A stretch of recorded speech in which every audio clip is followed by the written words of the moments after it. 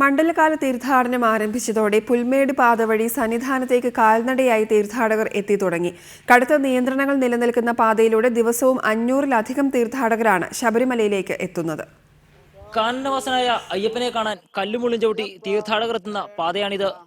തീർത്ഥാടനകാലം ആരംഭിച്ചതോടെ ഈ പാത ശരണമന്ത്രങ്ങളാൽ മുഖരിതമാകുകയാണ്. കഠിനവ്രതമെടുത്ത് ശബരിമലയിലേക്ക് എത്തുന്ന തീർത്ഥാടകരാണ് പ്രധാനമായും 7 കിലോമീറ്ററിലേറെ നീളുന്ന ഈ കാനനപാത വഴി സന്നിധാനത്തേക്ക് എത്തുന്നത്. പുല്ലുമേട് ദുരന്തത്തിന് ശേഷം കടുത്ത നിയന്ത്രണങ്ങളോടെയാണ് ഈ പാതയിലൂടെ തീർത്ഥാടകരെ കടത്തിവിടുന്നത്. കൊടുങ്കാടിന്റെ വന്യതയിൽ ശരണമന്ത്രങ്ങളെ മാത്രം കൂട്ടുപിടിച്ചുള്ള യാത്ര തീർത്ഥാടകർക്കും പ്രിയങ്കരമാണ്. അയ്യപ്പൻ സഞ്ചരിച്ചിരുന്നൊരു വഴി,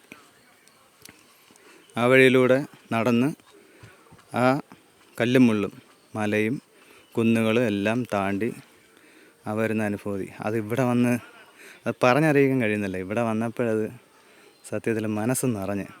ശബരിമലയിലേക്കുള്ള പ്രധാന പരമ്പരാഗത പാതയാണിതെങ്കിലും അന്യസംസ്ഥാന തീർത്ഥാടകരാണ് ഈ പാത വഴി എത്തുന്നവരിൽ ഭൂരിഭാഗവും. ഇടുക്കി ജില്ലയിലെ ഉപ്പുപാറയിലാണ് സന്നിധാനം വരെ നീളുന്ന ഈ പാതയുടെ ആരംഭം. എന്നാൽ വാഗ്ദാനം ചെയ്ത സൗകര്യങ്ങളും ഇതുവരെ ഒരുക്കാത്തത് തീർത്ഥാടകരെ കുറച്ചൊന്നുമല്ല ബുദ്ധിമുട്ടിക്കുന്നത്. ക്യാമറമാൻ കൃഷ്ണപ്രസാദിനൊപ്പം എസ് ശ്യാംകുമാർ, റിപ്പോർട്ടർ, സന്നിധാനം.